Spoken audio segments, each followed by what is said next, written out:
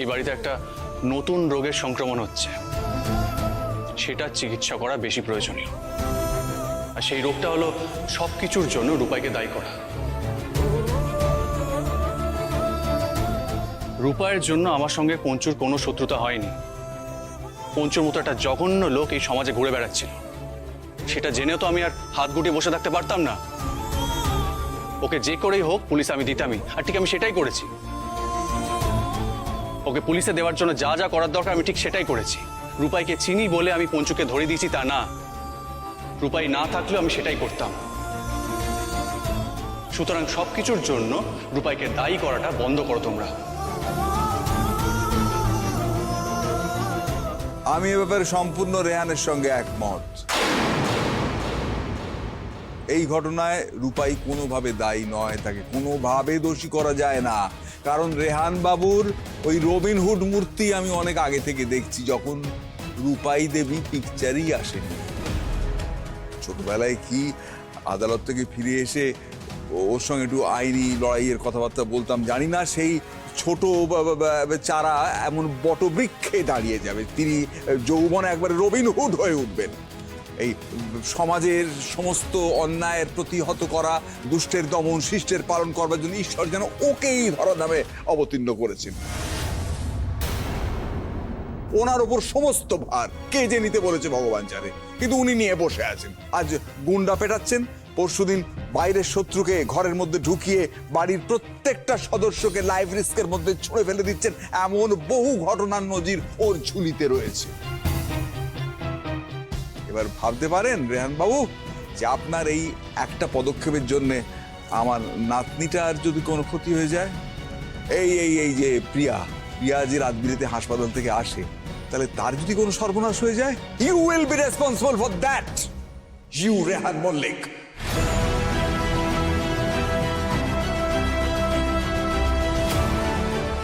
রেহান, বাবা আসলে কি বলতে চাইছে বলতো? আমরা ভদ্র পরিবারের লোকজন, আমরা না রাস্তার মধ্যে মার দাঙ্গা, মারপিট এই সমস্ত না আমাদের মানায় না। তুই ভাব না, ওই ক্রিমিনালদের মতো বন্দুক ছুরি নিয়ে আমরা চালাতেও পারবো না, ঘুরতেও পারবো না। তাই আইন কানুন হাতে না নিয়ে পুলিশের হেল্প নেওয়াই আমাদের পক্ষে ভালো। বুঝতে পারছিস তো আমি কি বলছি? কারণ দেখ, এখন যা সিচুয়েশন, এর মধ্যে বেশি ইনভলভ হলে কি হবে বলতো, ব্যাপারটা পুরো ঘেঁটে যাবে, মানে আমাদের জন্য ঠিক হবে না। তুই বুঝতে পারছিস তো আমি কি বলছি? মানে তোর প্রাণ নিয়ে টানাটানি হবে, বাড়ির এতজন মানুষের জীবন নিয়ে টানাটানি হবে, চাকরি নিয়ে টানাটানি হবে। তাই প্লিজ একটু বোঝার চেষ্টা কর ভাই। দেখো বুঝতে পারছি কিনা, তুমি বড় ভাই হয়ে ছোট ভাইকে বোঝাবার চেষ্টা করো। আমি তো অনেক বোঝাবার চেষ্টা করেছি, বোঝাতে পারি। বোধহয় আমি ওল্ড হ্যাগার্স, তুমি তো মোটামুটি কাছাকাছি জেনারেশনের। দেখো যদি তোমার কথাও বুঝতে পারে। বড় খোকা, ছেলেটা এক্ষুনি মাথায় চোট নিয়ে ফিরেছে, এই মুহূর্তে ওকে শাসন না করলে চলছে না। আমারও তো ধৈর্যের একটা সীমা আছে মা, সেটা ভুলে যাও কেন? আমি যে আর টেনশন নিতে পারছি না, এইগুলো তো আগে কখনো ফেস করিনি।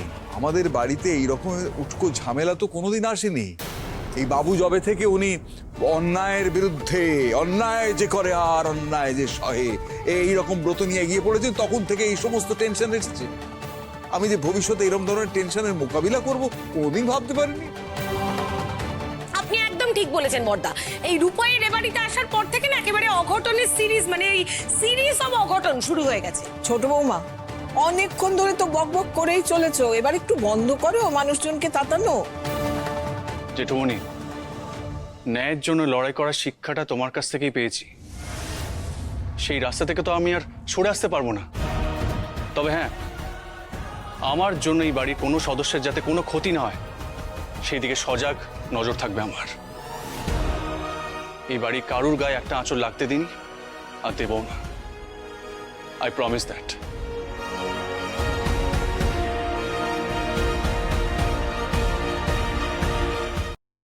যদি কোনোদিন কাউকে আমার পরিবারের কারুর দিকে হাত বাড়াতে দেখি, আমার ওই মুখোশধারী সত্তা তার হাত দুটো ভেঙে কুড়িয়ে দেবে।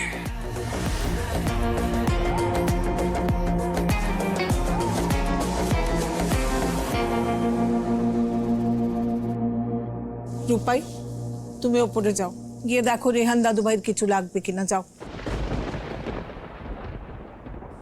এই দাঁড়ো দাঁড়ো দাঁড়ো, আচ্ছা এর আগে কোনোদিন কেউ রূপাইকে এরকম চুপচাপ দাঁড়িয়ে করেছেন? হ্যাঁ,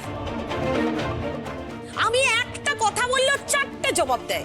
আজকে কি অবস্থা দেখুন। হ্যাঁ, কে দিরাগমনে নিয়ে গিয়ে তো রেহানের মাথাটা ঠিক ফাটিয়ে নিয়ে আসলে? হ্যাঁ, এ থেকে কি প্রমাণ হয় বলো তো? বলো বলো বলো, কি প্রমাণ হয়? প্রমাণ হয় যে তুমি একটা আনলাকি, একটা অপয়া। রেহানের জন্য অপয়া, আমাদের এই বাড়ির জন্য অপয়া, আমাদের সবার জন্য অপয়া।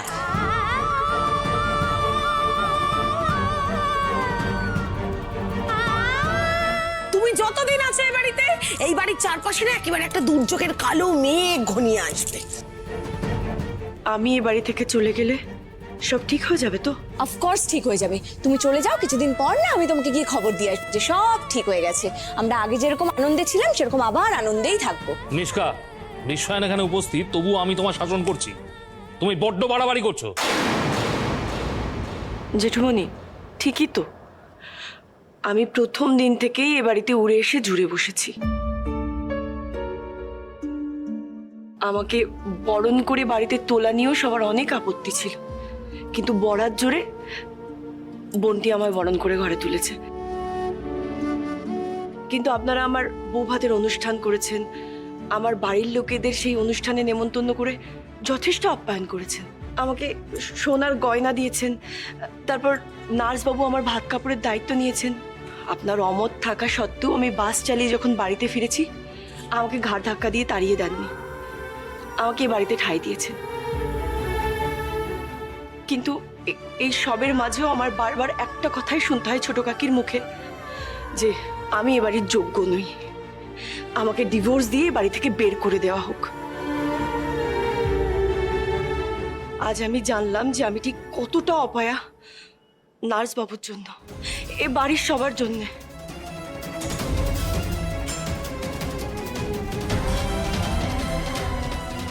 সত্যিই তো, আমার বাড়িতে এক রাতের জন্য নার্সবাবু গিয়ে তার মাথা ফেটে গেছে। আরো বেশি কিছু হতে পারতো। ঠিক, একদম ঠিক। এই দায়িত্ব আমি অস্বীকার করতে পারি না। আর এই রোজ রোজ ডিভোর্স ডিভোর্স শুনতে আমারও আর ভালো লাগছে না।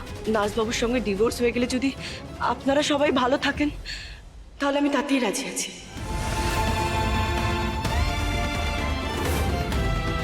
আপনারা ডিভোর্সের কাগজ রেডি করুন, আমি সই করে দেবো।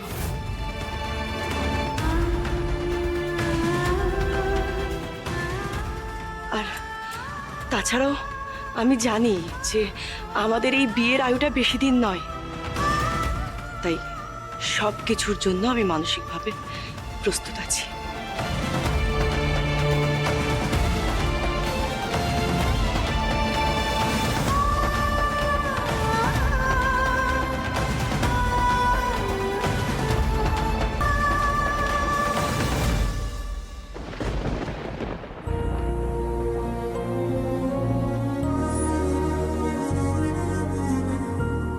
রূপাই, কি হলো? তুমি বাইরে দাঁড়িয়েছো কেন? এসো, ভেতরে এসো, এসে চেঞ্জ করে নাও।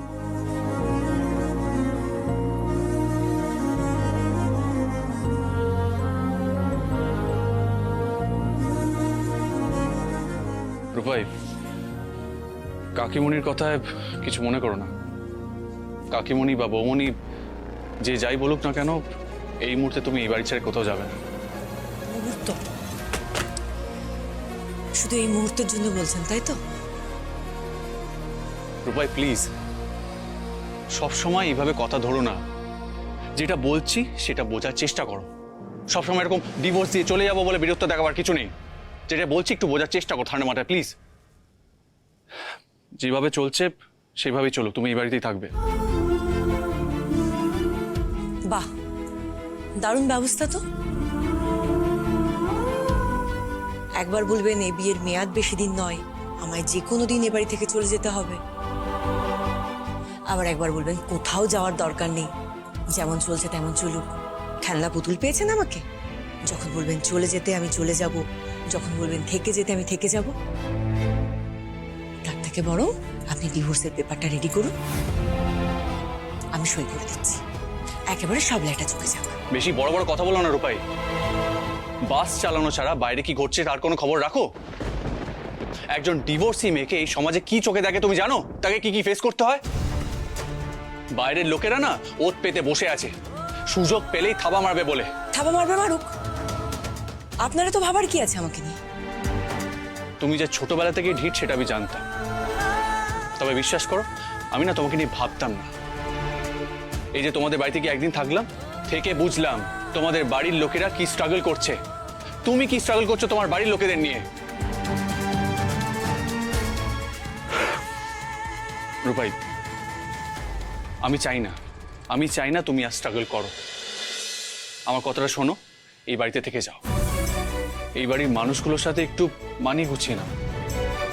আমিও চেষ্টা করছি যাতে এই বাড়ির মানুষগুলো তোমাকে কোনো কথা না শোনায়, তোমাকে এই ডিভোর্স নিয়ে যাতে কোনো খোঁটা না দেয়, আমি চেষ্টা করছি।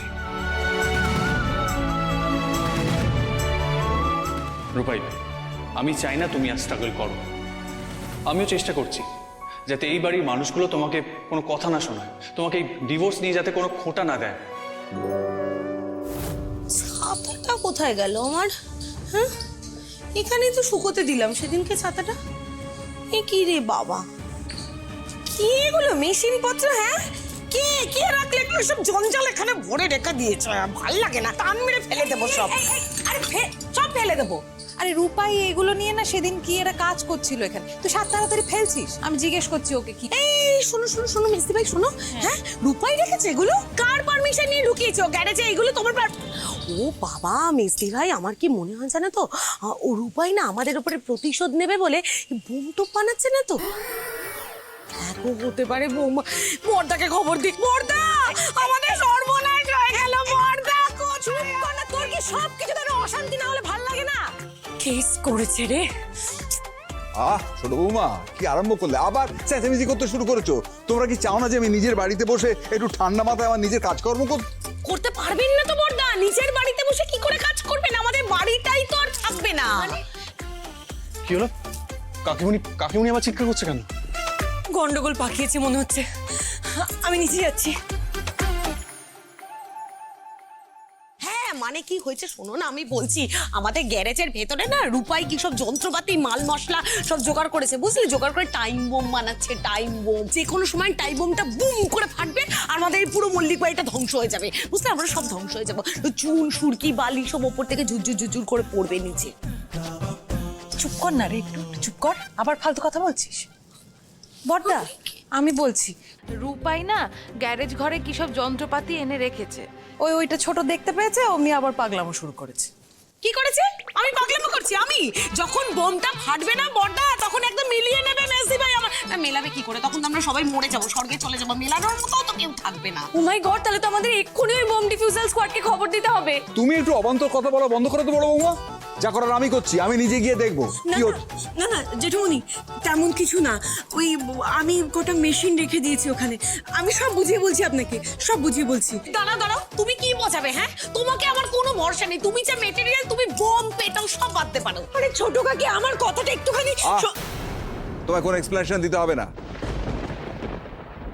আমি নিজে গিয়ে দেখবো, আমার দুটো চোখ আছে, আমি দেখতে পারি। চলো কি করছো আমি দেখবো। কি হয়েছেটা কি? বোম টোমের কথা শুনছি। কি দেখো না, তোমাকে আমি বললাম না যে কাউকে কোনো এক্সপ্লেনেশন তুমি দেবে না, যেখানে আমি রয়েছি। আমি নিজে গিয়ে সরজমিনে দেখবো ওখানে তুমি কি করছো। প্রিয়া, তোমার হসপিটাল যেতে আজ 5 মিনিট দেরি হবে, তুমি আমার সঙ্গে চলো তো। আমি গিয়ে দেখবো গ্যারেজে ও কি করছে। যদি দেখতে পাই যে ওর দ্বারা আমার বাড়ির কোনো ক্ষতি হচ্ছে, আমি জীবিত অবস্থায় সেই ক্ষতি কিছুতেই হতে দেব না। চলে এসো। আরে চলো না, এইসব বাড়িতে গ্যারেজের মধ্যে কিসব মাল মশলা রেখেছে, বোমা তৈরি, বেআইনি জিনিসপত্র। আরে এই যে রূপাই, এটা যদি সত্যি হয় না, এইসব বেআইনি জিনিসপত্র বাড়িতে মজুত করেছো, এই অপরাধে জানো তোমার কত বছরের জেল হতে পারে। এই ছোট কাকি, আমি বোমা বানাচ্ছি না, বিশ্বাস করো। বানাচ্ছি না, দেখে আসি তো কি বানাচ্ছ না বানাচ্ছ। আবার কি ঝামেলা পাকালো রূপাই? উফ, এই মেয়েটা না জীবন একেবারে ঝালাফালা করে দিল। চলুন চলুন বড়দা, দেখবেন চলুন। এই যে দেখুন একটা কি যন্ত্র, হ্যাঁ, তার মধ্যে আবার এইসব কি আলো টালো লাগিয়েছে, বুঝলেন? একটা নিষিদ্ধ কিছু বানাচ্ছে বড়দা, কিন্তু কিছুই বুঝতে পারছি না। আমি বলছি তো এটা বোম নয়, ভয় কিচ্ছু নেই। বাবা প্লিজ কাছে যাবেন না, যদি ধুম করে বার্স্ট করে আমার ভীষণ ভয় করছে। এই আগে এই জিনিসটাকে এখান থেকে বের করার চেষ্টা করো তো। জেঠুমনি দয়া করে ফেলে দেবেন না, আমি দরকার হলে সাইডে সরিয়ে রাখছি, আমি ওই পাশটাতে এই রাখছি। না না, ওপাশে আমাদের একটা দামি গাড়ি পার্ক করা থাকে, গাড়িটার ক্ষতি হয়ে গেলে। আচ্ছা রূপাই, এটা দেখে মনে হচ্ছে গাড়ির ইঞ্জিন। এই গাড়ির ইঞ্জিনটা নিয়ে তুমি কি করছিলে বা কি করছো? আচ্ছা এনি হাও, এটা কি তোমার বাসের পার্ট? না না জেঠুমনি, এটা বাসের নয়, আসলে আমি এটা নিয়ে একটু পরীক্ষা নিরীক্ষা করছিলাম। তুমি তো ড্রাইভার, একটা বাস চালাও, তুমি আবার এসব বিজ্ঞানীদের মতো কথা বলছো কেন? আন্টি ও ড্রাইভার কাম মেকানিকও, ওর যদি ইঞ্জিনে ইন্টারেস্ট থেকে থাকে তাহলে তো সেটা খুব ন্যাচারাল। বাট ও কি করতে চাইছে সেটা আগে ওর মুখেই শুনি আমরা। রূপাই, তুমি কিছু রিসার্চ করছিলে নাকি? অত বড় সড়ো কোনো ব্যাপার নয় নার্সবাবু, বলার মতন জায়গাটা এখনো পৌঁছায়নি। বলার মতন জায়গায় পৌঁছালে অবশ্যই বলবো আপনাদের। আপনারা না শুধু শুধু ভয় পাচ্ছেন, আর যদি এখানে রাখতে কোনো সমস্যা হয় তাহলে না আমি ইঞ্জিনটাকে নিয়ে গিয়ে আমার বাস গুমটিতে রেখে আসবো। লোক রূপাই, তুমি এই যন্ত্র নিয়ে কোথায় পৌঁছেছো কোথায় পৌঁছোনি এটা আমাদের কনসার্ন নয় এই মুহূর্তে। এই মুহূর্তে কনসার্ন হচ্ছে যে তুমি এই মল্লিক বাড়ির গ্যারাজে বসে আমাদের সকলের চোখের আড়ালে এই ইঞ্জিনটা নিয়ে কি কাজ করছো। কিছু মনে করো না, নির্মম সত্যি হচ্ছে এটাই যে তোমাকে আমরা বেশি দিন চিনি না, ফলে এই মুহূর্তে তোমাকে সম্পূর্ণ বিশ্বাস করা বা তোমার উপর সম্পূর্ণ আস্থা রাখা একেবারেই সম্ভব নয়। এই মুহূর্তে না বর্দা, এ যে মেয়েকে কোনোদিনই ভরসা করা যাবে না, একে ভরসা করলে না তুমি ডুবিয়ে মারবে। আমি তো বলছি কথা, আমি মানছি তুমি হয়তো ভালো কাজ করছো। অ্যাকচুয়ালি তুমি এই মল্লিক বাড়ির গ্যারাজে বসে কি কাজ করছো সেটা না জানা পর্যন্ত তো আমি তোমাকে এখানে কাজ করবার কোনো পারমিশন দিতে পারবো না। Am I clear? রূপাই, জেঠুমনি কি জানতে চাইছে বলো, আমিও জানতে চাই। এখানকার সেট আপ দেখে মনে হচ্ছে তো তুমি বেশ দু একদিন ধরেই কাজ করছো, অথচ আমি জানি না। আমি এখান থেকে গাড়ি বার করি, বাইক বার করি, পার্ক করি, কিন্তু কখনো তোমায় কাজ করতে তো দেখিনি। ভাবো তাহলে লুকিয়ে লুকিয়ে কি কাজ করছিল? লুকিয়ে লুকিয়ে কি কাজ করে লোক? অন্যায় কাজ করে। বর্দিভাই শুধু অন্যায় নয়, অনেক বড় বড় আবিষ্কারও কিন্তু মানুষ লুকিয়ে করে, মানুষের চোখের আড়ালে করে, তারপর সেটা বিখ্যাত হয়, লোক জানাজানি হয়। আর এই আড়ালটা কিন্তু প্রয়োজন হয় কনসেন্ট্রেশনের জন্য। কি রূপাই, ঠিক বললাম তো? প্রিয়া, আমরা বোধহয় আমাদের মূল পয়েন্ট থেকে সরে যাচ্ছি। আমার শুধুমাত্র সরল বাংলায় একটা প্রশ্ন ছিল, তার একটা সরল বাংলায় উত্তর চাইছি। তুমি আমাদের গ্যারেজে বসে ওই ইঞ্জিনটি নিয়ে কি কাজ করছো? আসলে আমি একটা ইঞ্জিন বানানোর চেষ্টা করছিলাম জেঠুমনি।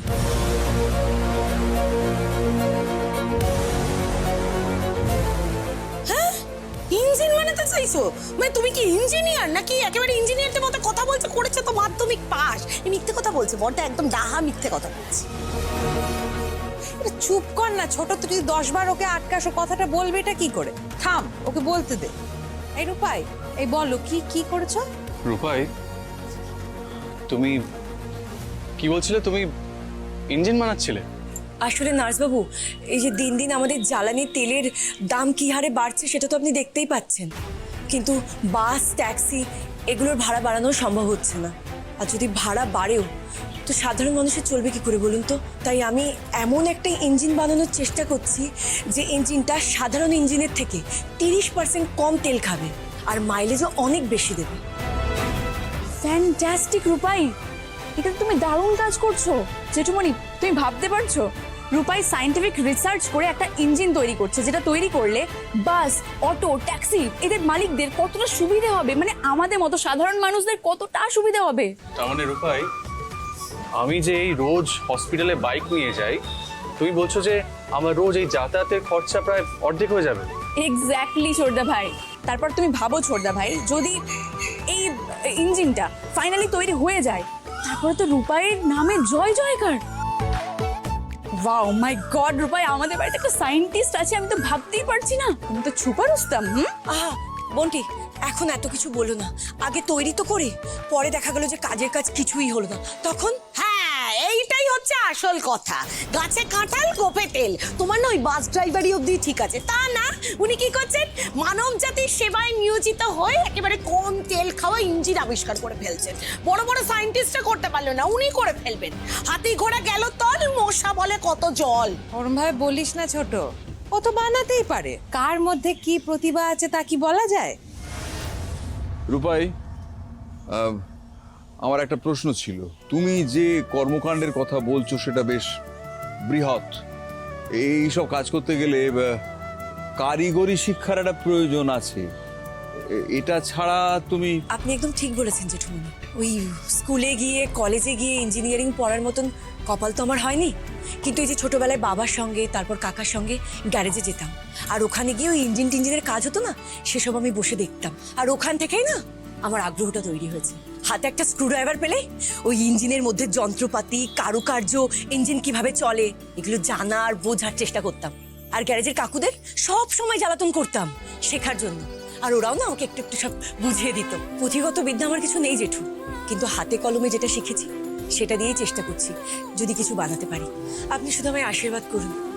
ঠিক আছে, ঠিক আছে, ঠিক আছে, আশীর্বাদ রইল। শোনো, তোমাকে এখান থেকে তোমার কোনো জিনিস শিফট করতে হবে না। তুমি তোমার রিসার্চ ওয়ার্ক এইখানে বসে করবে। কিন্তু এটা যদি বার্স্ট করে? বৌমনি, বাস কেন করবে? এটা একটা গাড়ির ইঞ্জিন। তুমি কেন শুধু শুধু প্যানিক করছো? আর জেঠুমনি তো বলেই দিয়েছে। আমি বোধহয় ঠিক জোরে কথা বলতে পারি না, আমি আস্তে কথা বলছি, তাই জন্য অনেকে শুনতে পাইনি না। তাহলে এবার একটু জোরে বলছি। ইটস মাই অর্ডার, তুমি মল্লিক বাড়ির এই গ্যারাজে বসে তোমার রিসার্চ ওয়ার্ক কমপ্লিট করবে। বুঝতে পেরেছো? কেউ তোমাকে ডিস্টার্ব করবে না। It's my order, order and order. শোনো, এই সব কাজ করতে গেলে কিন্তু র মেটেরিয়ালস লাগে, আর অনেক কিছু লাগে। যা যা প্রয়োজন কুণ্ঠা না করে রেহানকে বলবে, সব ব্যবস্থা হয়ে যাবে। হ্যাঁ জেঠ।